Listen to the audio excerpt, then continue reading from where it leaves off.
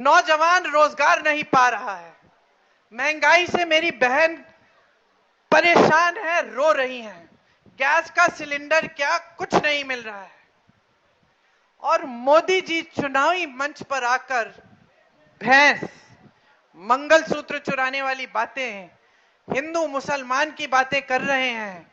ये हमारे देश के प्रधानमंत्री जी हैं जिन्होंने कल बिहार में ऐसा बयान दे डाला कि हम लोगों को, जो उनके विरोधी हैं, हमें शर्म आई कि हमारे देश के प्रधानमंत्री ऐसी ऐसी बातें कर रहे हैं। क्या बोला? हाँ, ये मैं नहीं बोलूंगी, लेकिन आप जानते हैं कि क्या बोला। आप जानते हैं कि क्या बोला। और हम हंसी मजाक कर रहे हैं, लेकिन कितनी गंभीर बात है। इस पद को किस किसने संभाला? जवाहरलाल नेहरू, इंदिरा गांधी जैसी शहीद, लाल बहादुर शास्त्री, मनमोहन सिंह जी जिन्होंने इस देश की अर्थव्यवस्था को एकदम पूरी तरह से सक्षम बनाया, राजीव गांधी जी जो इस देश के लिए शहीद हुए। मैं तो कहती हूं कि कोई भी प्रधानमंत्री रहा हो, किसी भी पार्टी का रहा हो, किसी ने इस पद की गरिमा, इस पद की मर्यादा को इस तरह नहीं तोड़ा। किसी ने इतनी स्तरहीन बातें नहीं की जिस तरह से आज की जा रही हैं। और दुख की बात पता है क्या? सबसे बड़ी दुख की बात यह है कि हम सब देशवासी हैं, हम सब के प्रतिनिधि हैं मोदी जी। चाहे हम उनको वोट दें ना दें, चाहे हम कांग्रेस के हों, कहीं के हों, मोदी जी हम सब के प्रतिनिधि इसलिए हैं क्योंकि हमारे प्रधानमंत्री हैं।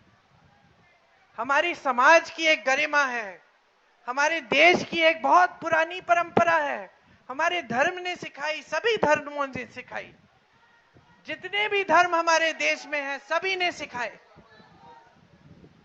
एक बोलने का तरीका होता है, एक आंखों की शर्म होती है, लेकिन मोदी जी किसी चीज की परवाह न करते हुए सिर्फ सत्ता के लिए कुछ भी करने को राजी हो गए हैं।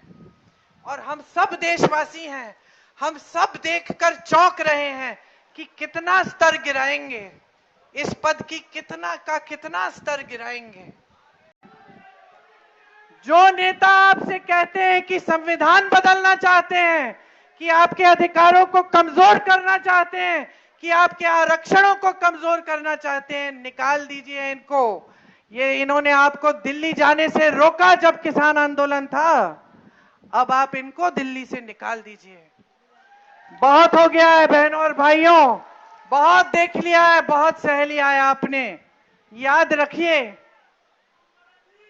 रखिए कि ये जो धर्म की राजनीति है ना, इससे फायदा सिर्फ नेताओं का होता है।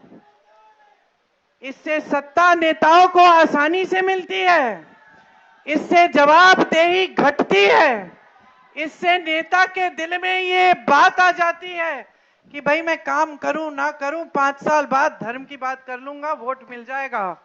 ये बहुत बुरी आदत है, ये आदत ठीक कराओ। ये आदत आपने पिछले 10 सालों से डाल दी है, इस आदत को ठीक कराओ। बच्चे को गलत आदत लग जाती है, आप टोकते हो, नेताओं को टोकना सीखो।